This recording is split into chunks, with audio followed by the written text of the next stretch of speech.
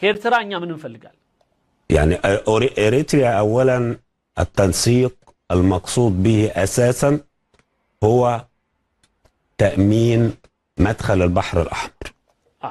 إرتراغا إنيا مقباباتاتشن إرتراغار يالن تنسيق مالت يا استراتيجي عبرو نتنا يسرانبت يالبت هيدت مندنو يا كاي بحر مغبيا موچاون ماستبق ነው ማስከበር ዘበኛናት የኛ ዘበኛናት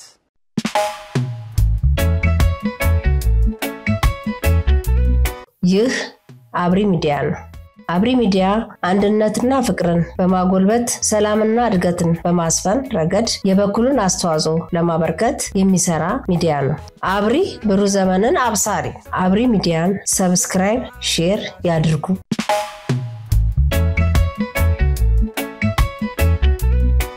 ሰላም ጤና ይስጥልኝ የአብሪ ሚዲያ አድማጭ ተመልካቾቻችን ሰላማችሁ ጤናችሁ በእያላችሁበት ይብዛያል ዛሬ ማቀርብላችሁ ፕሮግራም የግብጽን ጅቡቲ ውስጥ የሎጂስቲክ ማዕከልና ወደብ የማግኘት ስምምነትን ጉዳይ ነው ይሄ በኢትዮጵያ ላይ ምን ያመጣል ለምንስ ግብጽ እዚህ ቦታ ላይ መጣ ይሄንን ነገር መመስረት ፈለገች እና ደግሞ ከዚህ ጋር ተያይዞ የሚመጡ ችግሮች ካሉ ምን መደረግ አለበት በሚል ጥቅል የሆነ እስር ትንተና ጽሁፍ አቀርብላችኋለሁ እና አብሪ ሚዲያን ሰብስክራይብ ሼር ላይክ አድርጉ ግብጾች መቼም ቢሆን ኢትዮጵያ ወደ ቀይ ባህር እንዳትወጣ ከቀይ ባህር ያፈናቀሏት እነሱ ናቸው በሌላ በኩል ደግሞ የአባይ ውሃን አልመታ እንዳትጠቀም ሲሰሩ ቆይተዋል አሁን ጅቡቲም ላይ የሚያደርጉት ሙከራ ከዚህ ጋር የተያያዘ ነው ኢትዮጵያን ወደ ቀይ ባህር መውጣት የሚችሉትን መሰናክል ሁሉ ለመፍጠር ማለት ነው እና ይሄ ትልቁ ደግሞ እስከዛሬም ድረስ ይሄን ነገር ሲፈጥሩ የቆዩበት ይሄ እንዲሳካላቸው እስከዛሬ ድረስ በጣም ከፍተኛ እንትን ሳያደርጉ የነበረው ኤርትራን ነው ከዚህ በፊትም በፕሮግራም እንደሰራ ነው ኤርትራን ነው እንደ ካርድ የሚጠቀሙባት አንደኛ ኤርትራ በግፍ ከኢትዮጵያ የተገነጠለች ሀገር ነች ኢትዮጵያ የባህር በር እንድታጣ ታቅዶ የተሰራ እና ኤርትራን እንደ መሳሪያ ተጠቅመው አሁን ደግሞ በማንኛውም ጊዜ ኢትዮጵያ በዚህ በህገወጥ መንገድ ያጣቻትን ግዛቷን ከዛ በላይ ግን የባህር ወደቦቿን እንዳታገኝ ራሷን ኤርትራን ነው እንደ ካርድ የሚጠቀሙባት አሁን ይሄንን የዛሬውን ትንተና ስሰራ በጣም ትኩረት እንድሰጠው ያደረገኝ አንድ የግብጻዊ ጋዜጠኛ በአባይ ንጉሶች ላይ ቀርቦ ሲናገር የሰጠው ቃለ መጠይቅ እንደው ባጭሩ የዛኔ ሙሉ ቪዲዮውን እንትን ከመነል ምንድነው የሚለው ኢትዮጵያ ወደ ባህር በር እንዳትወጣ ከጎረቤቶቿ ጋር በመስማማት አንቀን ይዘናታል ይላል ጋዜጠኛው የአልሲሲን ጥረትና ተግባር ሲናገር ማለት ነው አንቀን ይዘናታል ከጎረቤቶቿ ጋር በመስማማት ይላል ከትናንት በስቲያ ነው ይሄ እንትና የአባይ ንጉሶች ላይ ዩቲዩብ ላይ ቀርበውና ምን ይላል አብይንና ኢትዮጵያን በያረፍተ ነገሩ እየጠራ ንዴቱን ብስጭቱን የሽንፈት ስሜቱን ወዘተ ይዘረግፋል ልክ እንደኛ አሁን ባንዳዎቹም አብይ ነው የሚሉት እና ኢትዮጵያና አብይ አህመድ ከእንትናቸው አይጠፋም አብይ አህመድ የባህር በር ለማግኘት በጀመረው ጥረት ኤርትራ ላይ አማላይ የሆኑ ነገሮች አቅርቦላት ነበር ይላል ኤርትራን የሚስቡ ነገሮች አቅርቦላት ነበር ይላል ይሄ ምናልባትም እንግዲህ ያኔ በስምምነቱ ጊዜ አብይ ያስመራ ሄዶ ስምምነት ባደረገ ጊዜ ከዛም በኋላ በሰላማዊ መንገድ ይሄን ነገር እንፍታው በሚለው ጥረት ሲደረግ አማላይ አማራጮች ለኤርትራ አቅርቦ ነበር ይላል ይሁንና ይላል ጥበበኛው አልሲሲ ግን ይህን እንደሰማ ፈጥኖ ወደ አስመራ በመብረር ኤርትራ የቀረበላትን የሚያስጎመጅ ነገር እንዳትቀበል በማድረግ ከኢትዮጵያ ጋር የጀመረችውን ግንኙነት አበላሽው ይላል ይሄንን ካለ በኋላም ይቀጥላል ብዙ ነገር ነው የሚናገረው ይሄን አደረገ ይላል በሌላ በኩል ደግሞ እዚሁ የአባይ ንጉሶች ላይ በቀረበ ቪዲዮ እኛ ኤርትራ የምትባል አገር ኢትዮጵያ ወደ ቀይ ባህር እንዳትወጣ አባይ ላይ ልማት እንዳትሰራ ሌሎች ግድቦቿንም እንዳትጠቀም የምንጠቀምባት ዘበኛ ነች የምንከላከልባት ካርድ ነች እና እኛ የምንፈልገው ፍላጎት ይሳካዘን እንደ ምሽግነት የምንጠቀምባት ነው ይላል ይሄንን ኡስታዝ ጀማል ያው እየተረጎመ የሚያቀርብልንን ቪዲዮ በተወሰነ ደረጃ እንስማ ከኤርትራኛ ምን እንፈልጋለን يعني إريتريا أولا التنسيق المقصود به أساسا هو تأمين مدخل البحر الأحمر.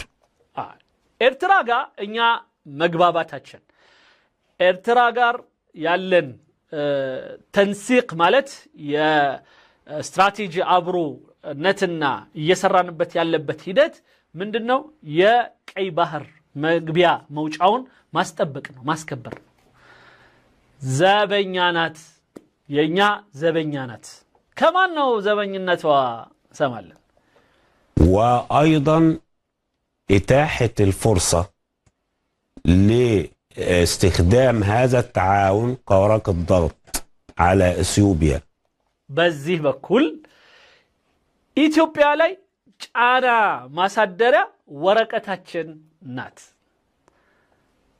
ባህሩን ኢትዮጵያ ድርሽ እንዳትልበት ማስጠበቂያ ነች ኤርትራ በዛውም ኢትዮጵያን ደግሞ መጫኛ ናት ምክንያቱም ኢትዮጵያ ወደ ባህር በር መምጣት ትፈልጋለሽ ይሄን አድርጊ አትፈልጊም እንዲ ነው ወይም ደግሞ እኛ በመንፈልገው መልኩ እንደዚህ ነው ብቅ ምትየው እንጂ በዚህ መልኩ በቃቲም ብሎ እንደፈለገ መወሰን እንዲችል ፈርዖን የሚጠቀምበት የሆነ መንጋ አለ ወይም የሚጠቀምበት የሆነ ሌላ ተባባሪ አለ ሃማን በሉት ቃሩን በሉት የፈለጋችሁት ማለት ስለዚህ ከዛ ውስጥ አንዱ ኤርትራናት ኤርትራዬ ለኛ ለግብጾች የባህር በሩን አስከባሪ ናት በዛው በኩል ኢትዮጵያን የምንጫንባት ወረቀት ናት እኔ አይደለም ያልኩት ግብጻዊ ነው ኦኬ እንግዲህ ውድ ኢትዮጵያውያን ሁለት ነገር ከዚህ ነገር እንረዳ ሁለት ነገር አሁን እንዳልነው እቺ ግብጽ የምትባል ሀገር ኤርትራን ለኢትዮጵያ ማጥፊያ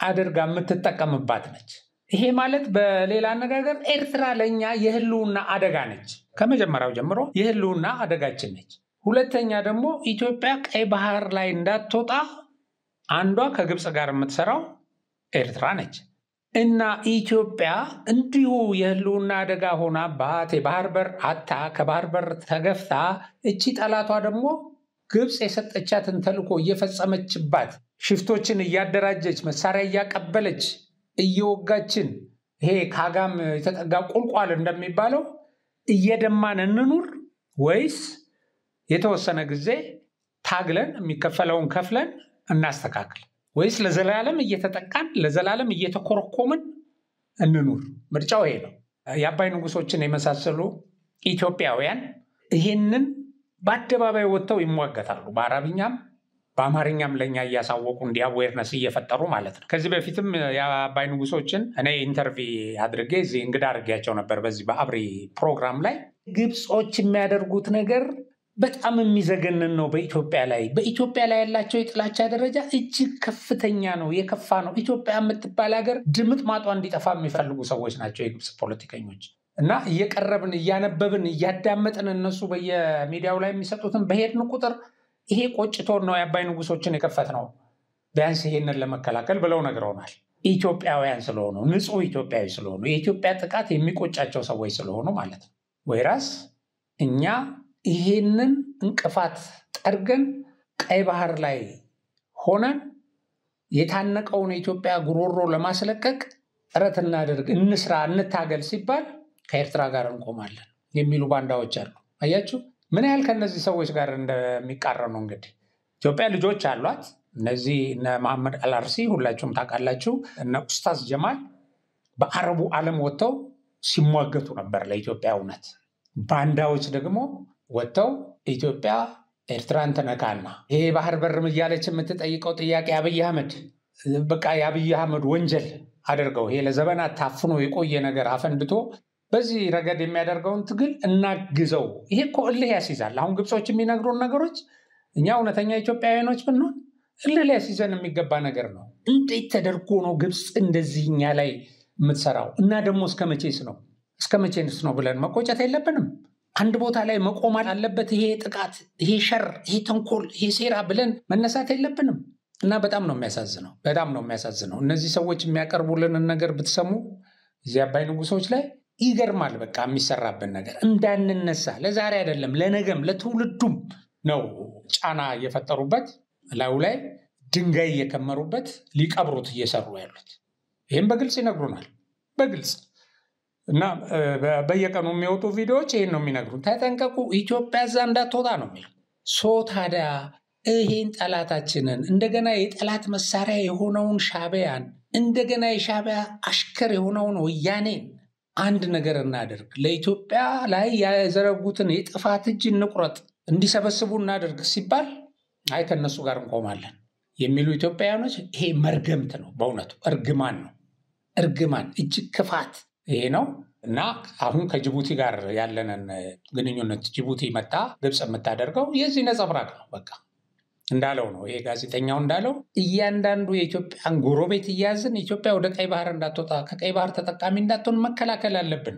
ቢችሉ እኮ ከዚህ በላይ እኮ ያፍኑናል። ቢችሉ ያው ዓለም አቀፉም ሕግ የመሳሰለውም ጅቡቲም ገንዘብ ስለምትፈልግ እንጂ እኮ የንግድ እንቅስቃሴ ሁሉ እንዳናደርግ እኮ እንቅፋት ሊፈጥሩብን ዝግጁ ናቸው እነዚህ ሰዎች። እና ፎር ሃው ሎንግ ብለን መጠየቅ ግን አለብን ፕሊስ፣ እስከ መቼ ድረስ ነው? እና በሌላ በኩል እንግዲህ ያው ይሄ ጅቡቲ ላይ ያደረገችውን ግንኙነት ለምን እንዳደረገች ምን ሰጥታ ልትቀበል እዚህ እንደገባች ፍላጎቷ ምን እንደሆነ ያው ቀጥለን እንመለከታለን። እንግዲህ የግብፅ በጅቡቲ የሎጂስቲክ ዞን ማግኘትና እንደምታው ምንድን ነው? የግብፅ ዓላማና ግቧስ ምንድን ነው? በኢትዮጵያ ላይ ምን ያስከትላል? ጅቡቲና ግብፅ በዚህ መስክ ያደረጉት ትብብር ለእያንዳንዳቸው ማለት ለጅቡቲና ለግብፅ ለራሳቸው ምን ያስገኝላቸዋል? የትብብሩ ሂደት መቼና በምን ምክንያት ተጀመረ? ትብብሩ ኢትዮጵያን የሚጎዳ ወይም የሚያሰጋ ከሆነ መፍትሄው ምንድን ነው? ለሚሉት ጥያቄዎች የዛሬው ፕሮግራማችን ምላሽ ይሰጣል።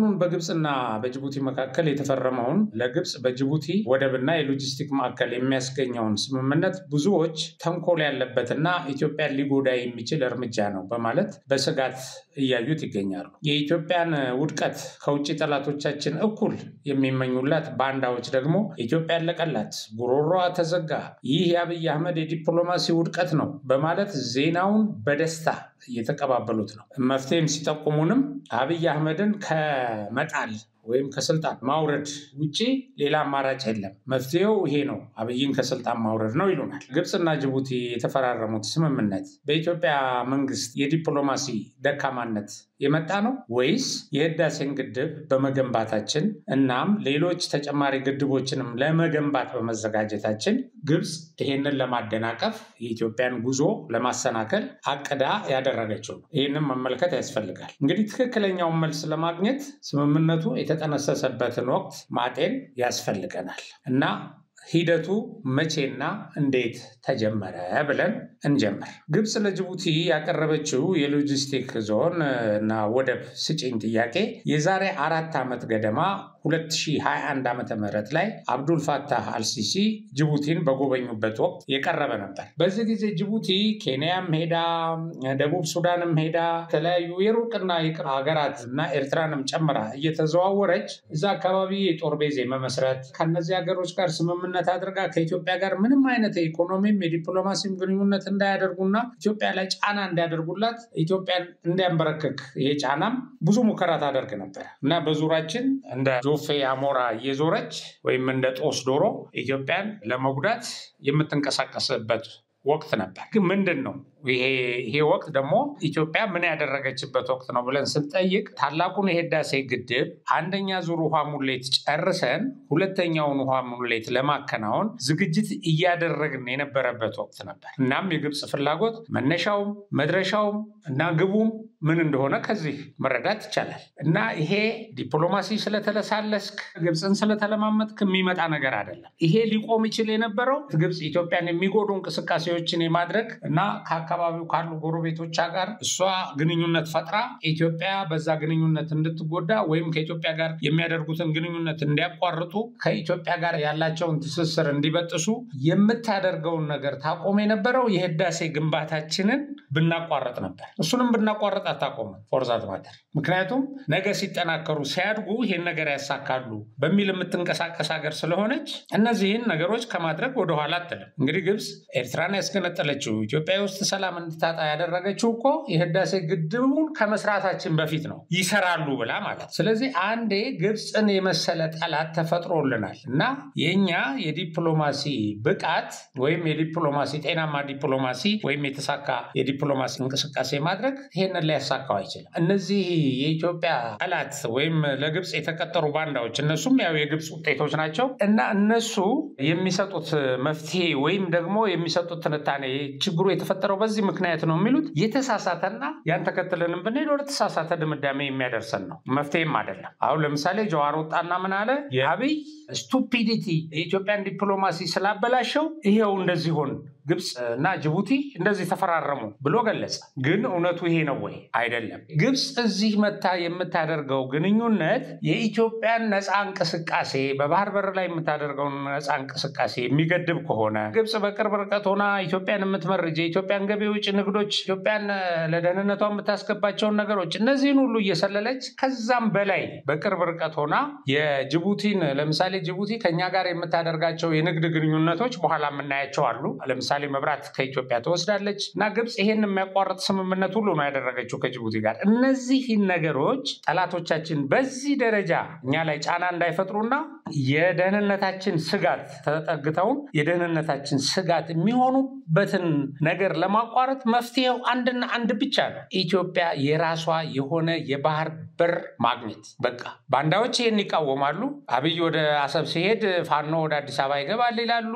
ትክክል አይደለም፣ ኢትዮጵያን ለውድቀት ሊዳርግ ነው፣ የማይሳካ ነገር ነው። እሱ ይሄን ካሳካ እኛ ፖለቲካ እናቆማለን ወዘተ ወዘተ እያሉ ይሄንን የባህር በር ጥያቄ በአንድ በኩል ይቃወማሉ። በሌላ በኩል ደግሞ በነገራችሁ ላይ አንዱም ደግሞ ግብጽ እዚህ አካባቢ መታ ይሄንን ስምምነት ለመፈጸም የፈለገችበት ምክንያት አባይ ግድብ ቀጥሎ ወይም ከሌሎች ግድቦች የወደፊት ፕሮጀክቶቻችን ማሰናከል ቀጥሎ ወደ ባህር በር የምናደርገውን ጉዞ ለማደናቀፍ ነው። ስለዚህ እኛ የራሳችን የባህር በር ስለሌለን በሌላ ሀገር ጥገኛ ስለሆን ከፍለን እንኳን የምናገኘው የባህር በር አገልግሎት በዚህ መሰረት በሀገራቱ ፍላጎት ላይ የተመሰረተ ስለሆነ በፈለገ ጊዜ ሊያግዱብን ሊያሰናክሉን ከጠላት ጋር የሩቅ ጠላትን አቅርበው መጠጊያና መስፈሪያ ሰጥተው ለእኛ ስጋት የሚሆኑበትን ሁኔታ ለማስቀረት ትልቁ ለኢትዮጵያ አስፈላጊ የሆነው ጉዳይ የባህር በር ማግኘት ነው። ይሄ የሚደረገው እንቅስቃሴ የሚያሳየን ወደ ባህር በር ጉዟችን አፋጥነን አሳክተን ነፃ መውጣት እንዳለብን ነው የሚያመለክተው። ወደ ስምምነቱ ልመለስ። እንግዲህ በዚህ ስምምነት ግብጽ ለጅቡቲ ያቀረበችው የሎጂስቲክ ዞን ስጪን ጥያቄ ያው የዛሬ 4 ዓመት ኢትዮጵያ አንደኛውን ዙር ውሃ ሙሌት ጨርሳ ሁለተኛውን ውሃ ሙሌት ለማከናወን እየሰራች የነበረችበት ወቅት ነበር። እናም የግብጽ ፍላጎት መነሻውና መድረሻው ይሄው ነው ብያቸዋለሁ። በወቅቱ ጥያቄው ሲቀርብ ጅቡቲ በመርህ ደረጃ መቀበሏን ገልጻ፣ ነገር ግን ይሄንን ተፈጻሚ ለማድረግ ድርድር እንደሚያስፈልግ ቅድመ ሁኔታ ማስቀመጧን የግብጽ ሚዲያዎች በወቅቱ ቦልድሊ ሲተነትኑ አይተን ሰምተን ነበር፣ ያው በግልጽ። ስለዚህ ላጥናው ብላ ሆልድ አደረገችው። ቀጠለ። የግብጽ ግን እዚህ ነገር ላይ ጫና ፈጥራ ጅቡቲን ለማማለል ጅቡቲ ላይ ተጽዕኖ ለማድረግ በጣም ከፍተኛ ርብርብ ያልተቋረጠ ስታደርግ ነው የቆየችው። አሁን ይሄንን አደረገችና ለጅቡቲ ምን አደርግልሻለሁ አለቻት በምትኩ። አንቺ ይሄን ካደረግሽልኝ እዚህ ቁልፍ ቦታ ላይ የምፈልገውን የሎጂስቲክ ማዕከልና ወደብ መገንባት ከቻልኩ ከተቆናጠጥኩ ለአንቺ አደርግልሻለሁ ብላ ቃል የገባችላት ማማለያ አለ። አሁን ይሄ ስምምነትም ወደ አፈጻጸም የተቃረበው በዚህ ምክንያት ነው። እንግዲህ ከ4 ዓመታት ድብቅ ድርድር በኋላ ግብጽ የጅቡቲ ቁልፍ ችግር ብላ ባመነችባቸው የኃይል አቅርቦት ችግሯን በዘላቂነት ሊፈታ የሚችል ፕሮጀክት በራሷ ውጪ ለመገንባት የኃይል አቅርቦት ነው ጅቡቲ ያለባት ችግር በከፍተኛ ደረጃ እና የኃይል አቅርቦት ስላለባት ከኢትዮጵያ ኤሌክትሪክ ትወስዳለች። ይሄ ኢትዮጵያን ተጠቃሚ ስለሚያደርግ ግብጽ ይሄንንም ማደናቀፍ ትፈልጋለች። ስለዚህ ምንድነው ያደረገችው? የጅቡቲ ኤሌክትሪክ አውታር አቅም ለማሳደግ ጥናት የማድረግ ኃላፊነት ወሰደች ግብጽ እና ይሄንን የጅቡቲን የኃይል ደህንነት የሚያረጋግጡ ፕሮጀክቶችን እፈጽምልሻለሁ ብላ ስምምነት አደረገች ማለት ነው። እና ይህ ጥናት ባለፉት 4 ዓመታት በድብቅ ሲከናወን ቆይቶ ቦታ ሁሉ ተለይቶ ሲያበቃ በያዝነው ዓመት ኤፕሪል 24 2025 ላይ አልሲሲ ጅቡቲን በጎበኙበት ወቅት ስምምነቱ ይፋ ተደረገ። ግብጽ በወቅቱ ከጎረቤታችን ጅቡቲ ጋር በተፈራረመችው ስምምነት መሰረት ከግብጽ የምታገኛቸው ጥቅሞች እንግዲህ ቀጥለው ተዘርዝረዋል። አንደኛው በኃይል አቅርቦት ዘርፍ እንዳልኳችሁ ማለት ነው። በጅቡቲ የኮንቴነር ማራገፊያ ወደብ ላይ የፀሐይ ኃይል ማመንጫ ጣቢያ በግብጽ ይቋቋማል። ሁለተኛ በጅቡቲ ኦማር በተባለ አካባቢ በተመሳሳይ የፀሐይ ኃይል ማመንጫ ጣቢያ ይገነባል። 3 ጅቡቲ በተባለ አካባቢ የንፋስ ኃይል ማመንጫ ማስፋፊያ ፕሮጀክት ስራ ይካሄዳል። ይሄ ግብጽ ጅቡቲ ለሰጠቻት የሎጂስቲክ ማዕከል ባጸፋው የሚሰጥ ነው። ይሄ ለዛ ተመጣጣኝ ክፍያ ወይም የእኩል መዋዋያ ብቻ ሳይሆን ከኢትዮጵያ የኃይል ፍላጎቷን ለማሟላት የምታደርገውን ጥረት ለመቀነስ በሂደትም እንድታቋርጥ ለማድረግ የታለመ ነው። እንግዲህ ሌላው በአራተኛ ተራ ቁጥር የተቀመጠው ከዚህ ከኃይል ማመንጫ በተጨማሪ ማለት ነው በጅቡቲ የወጣቶችንና የስፖርት ማህበረሰቡን ቀልብ ሰብሰብ አድርጋ ለማያዝ በህዝቡ ተቀባይነት ለማግኘት ስትል ግብጽ ምንድን ያደረገችው የጅቡቲን ሐሰን ጉሌድ ስታዲየም የዓለም አቀፍ ውድድሮችን እንዲያስተናግድ አድርጋ ለማልማት ቃሏን ሰጥታለች፣ ተዋውላለች። እንግዲህ ይሄንን ማማለያ ለጅቡቲ ለማድረግ ለረጅም ዓመታት ስብከት ስታደርግ ቆይታለች እና ጅቡቲ ደግሞ እነዚህን ጥቅሞች ከግምት ውስጥ አስገብታ ስምምነት ታደርጋለች እና ወደ አፈጻጸም የተቃረበ ስምምነት ነው። ቤዚካሊ እነዚህን ካደረገች በኋላ እንግዲህ ግብጽ በአካባቢው ወደብና የሎጂስቲክ ማዕከል ትገነባለች ማለት ነው እና ይህንን እንድትገነባ ደግሞ ምንድን ያደረገችላት ግብጽ ወይም እንድታደርግላት የሚፈለገው ነገር የሚጠበቀው አዲስ ወደብ ልትገነባ ነው ግብጽ። ለኢትዮጵያ ዓለም አቀፍ ንግድ መተላለፊያ በሆነችው እንግዲህ በዚህ በጅቡቲ ውስጥ ትልቅ የኢንቨስትመንት እንቅስቃሴ እንደምታደርግም አስታውቃለች ግብጽ። ይህም ግብጽ አዲስ የወደብና የሎጂስቲክ መገልገያዎችን ለመገንባት በሚያስችላት የትብብር ስምምነት ላይ ለመድረስ ኦልሞስት ተቃርባለች። በግብጽ ምክትል ጠቅላይ ሚኒስትር የሚመራ ከፍተኛ የልዑካን ቡድን በቅርቡ ወደ ጅቡቲ በሚያደርገው ይፋዊ ጉብኝት ወቅት ስምምነቱ ይጠናቀቃል ተብሎ ይጠበቃል። የትብብሩ መሰረት የተጣለው እንግዲህ ይሄ ከመጀመሪያው ከ4 ዓመት በፊት ከተደረገው በኋላ አሁን ይሄ እንደ ትብብሩ አፈጻጸም እንደ አክሽን ፕላን ወደ ስራ በሚያስገባ ደረጃ የተዋዋሉት በህዳር 3 2025 ዓ.ም በግብጽ ልዑካንና በጅቡቲ ወደቦችና ነፃ ቀጠና ባለስልጣን ሊቀመንበር አቡበከር ኦማር ሃዲ መካከል በተደረገ ስብሰባ ነው። በዚህ ኢንዱስትሪ ልማት ላይ የግብጽ ምክትል ጠቅላይ ሚኒስትር ካመል አልዋዚሪ በቅርቡ የሚያደርጉት ጉብኝት ለስምምነቱ የመጨረሻ ፊርማ የሚቀመጥበት ይሆናል። እንግዲህ ይህ ሰፊ ፕሮጀክት ጅቡቲ በምስራቅ አፍሪካ ያላትን የንግድ ማዕከላት ሚና ከፍ የሚያደርጉ ቁልፍ መሰረተ ልማቶችን ያካትታል። ይህ ኢንቨስትመንት የሚከናወነው በዚች እንግዲህ በጅቡቲ በጎረቤታችን ነፃነቷን ከወሰደች ከ3 አስርት ዓመታት በኋላ ቀጥተኛ የባህር በር ማግኘት ሳትችል በመቆየቷ ምክንያት ወደ ባህር በር ቀጥተኛ መዳረሻዋን ለማስመለስ ኢትዮጵያ ማለት ነው በምትጠርበት ወሳኝ ወቅት ላይ ይሄን ወሳኝ እንቅስቃሴ ለማደናቀፍ ያለመ ነው ይሄ የተመረጠው ወቅት ማለት ነው። እንግዲህ ግብጽ በጅቡቲ በጎ ፍቃድ በሎጂስቲክ ዞን የሚኖራት ከሆነ ጅቡቲንና ኢትዮጵያን ጨምሮ በቀጠናው ካሉ ሀገራት ጋር የሚኖራትን የንግድ ግንኙነት እንደምታቀላጥፍ ነው የምትናገረው ግብጽ። እንግዲህ ግብጽ የኢትዮጵያ የእድገት እንቅፋትና በአንዳንድ ሰዎች አገላለጽ እሾክ የሆነች ሀገር ነች እና ኢትዮጵያን ተጠግታ ኢትዮጵያ ከጅቡቲ ጋር የምታደርገውን ግንኙነትና በጣም ወሳኝ የሆነ የወደብ አገልግሎቷን ስጋት ላይ የሚጥሉ እንደሆኑ ግልጽ ነው። ከዛ በላይ ግን ቀይ ባህር ላይ ያላትን ይዞታዋን ለማስመለስ የምታደርገውን ጥረት በቅርብ ሆኖ ለማደናቀፍ ያለመ መሆኑ ምንም ጥያቄ የለውም። እንግዲህ ሐሰን አብደላ ሁሴን የጅቡቲ ግብፅን ወደ ምድሯ ማስጠጋትና የታጁራ ወደብን ለሳውዲ መስጠት ደግሞ አብሮ የሚካሄድ ይህም አብሮ መረጃው የወጣ እንደሆነ ይገልጻሉ።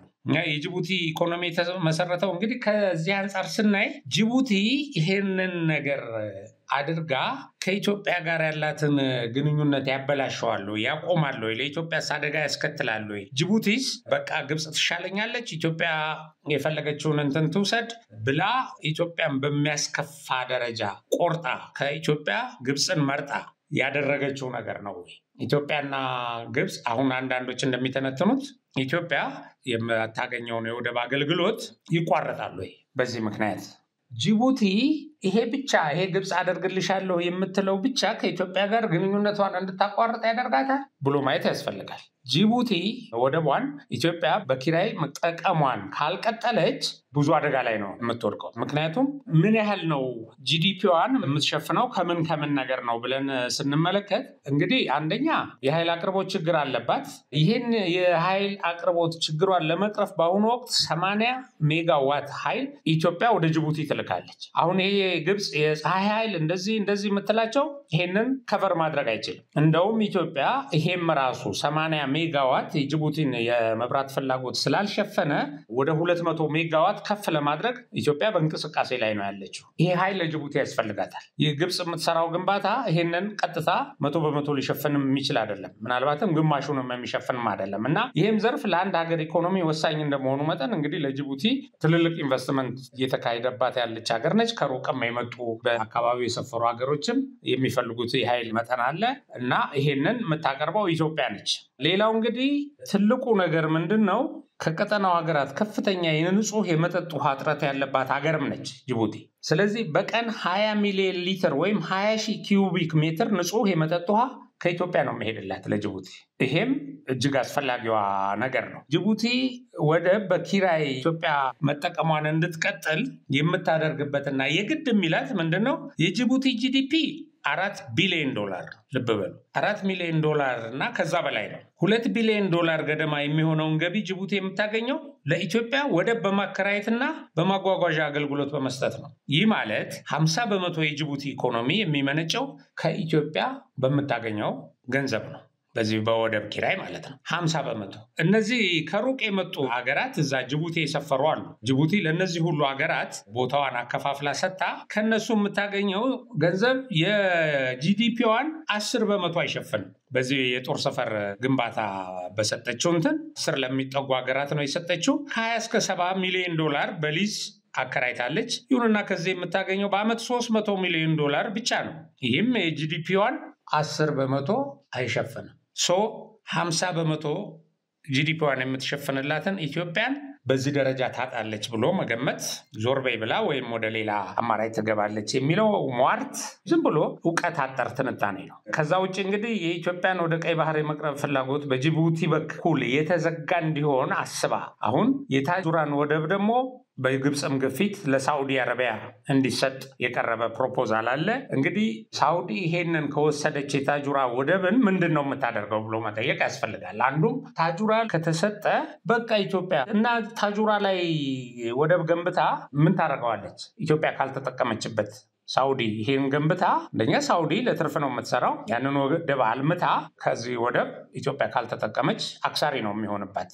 ብዙ ወጪ ያውጥታ ከእንትን ካለችው በኋላ ማለት ነው። እና የምታለማው ሲጀመር ኢትዮጵያ ላይ ያላትን ገበያ ካልኩሌት አድርጋ ነው። ስለዚህ ይሄ ደግሞ የተሻለ አገልግሎት ለመስጠት የመንገድ ልማትም ታደርጋለች። ይሄ ለኢትዮጵያ እንደ በጎ ነገርም የሚታይ ሊሆን ይችላል። ይሄንንም ማሰብ ያስፈልጋል። ሌላው በዋናነት የኢትዮጵያን ገበያ መሰረት አድርጎ በዘመነ መልኩ እየለማ ያለው እንግዲህ ኢትዮጵያ አሁን ሌላው ምንድነው? እኛ ቅድም ከላይ እንደገለጽኩላችሁ እንደዚህም ሆኖ ኢትዮጵያ የባህር በር ስለሌላት ሌላ ሀገሮች ፊታቸውን ባዞሩ ቁጥር ወደ ሌሎች ባኮሳተሩ ቁጥር መሰናክል የሚመስል ነገር በፈጠሩ ቁጥር እየተሳቀቀች የምትኖር ሀገር መሆኗ ዜጎቿን ሊያሳዝናቸው ይገባል። ጎሽ ደግ አረጓት የሚሉ ዜጎች መቼም የጠላትነት ደረጃቸው እንዴት እንደሚገለጽ አላውቅም። ኢትዮጵያ ስትደኸይ እነሱ ባይኖሩባትም እነሱ በስደት ቢኖሩባትም እዚህ ዘመዶቻቸው ቤተሰቦቻቸው ያሉባት ሀገር የተወለዱባት ሀገር እንዲህ አይነት ነገር ሲገጥማች እንደው እልል በቅምጤ አይነት ነገር የሚሉ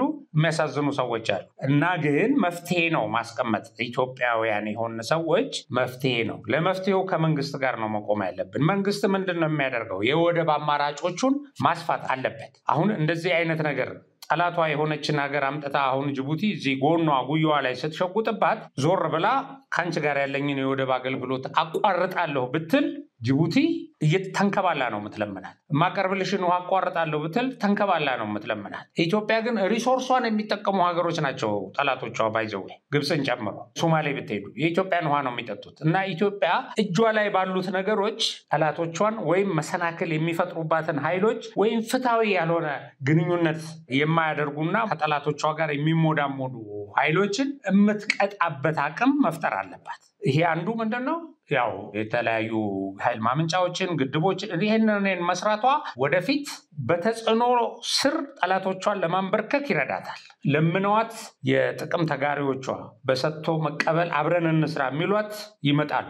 ይሄን መቀጠል ነው ያለባት አንዱ እንጂ አሁን ይሄንን እየሰራ ያለ መንግስትን እሱም ማውረድ ምናምን ብለህ እንደ መፍትሄ ታስቀምጣለህ። ከዛ ቅኝ ግዛት ነው በቃ እጃችንን ተጠመዘን ና ይሄንን አፍርስ ግድብ የሚባል ከዚህ በኋላ አቁም እንደዛ ነው የምትባለው። ይሄንን እንዳይሆን ግን የወታደራዊ ኃይሉን ከማጠናከር ጀምሮ ሌሎች የልማት ስራዎችን በመስራት ኢትዮጵያ አሸንፋ እንድትወጣ የሚደረግ ጠናከር ያስፈልጋል። በዋነኛነት የኢትዮጵያን ገበያ መሰረት አድርጎ በዘመነ መልኩ እየለማ ያለው የበርበራ ወደብን መጠቀም ያስፈልገናል እና እዚህ ላይ ትኩረታችንን ማድረግ አለብን። ይህ ወደብ ለምቶ በሙሉ አቅሙ ኢትዮጵያን እንዲያገለግል ዘንድ የኤሚሬትስ ዲፒ ወርልድ እስከ ኢትዮጵያ ድንበር ድረስ ያለውን ዘመናዊ የመንገድ መሰረተ ልማትና ሌሎች ፋሲሊቲዎችን ለማሟላት $1 ቢሊዮን የአሜሪካ ዶላር በጅቶ ስራ ላይ ነው። ስራዎቹ ወሳኝ በሆነ መልኩ ወደፊት እየሄዱ ነው። አንደኛ ይሄንን ለመጠቀም ኢትዮጵያ ዝግጁ መሆን አለባት። ከነዚህ ኃይሎች ጋር የፈጸመቻቸው ስምምነቶችም አሉ።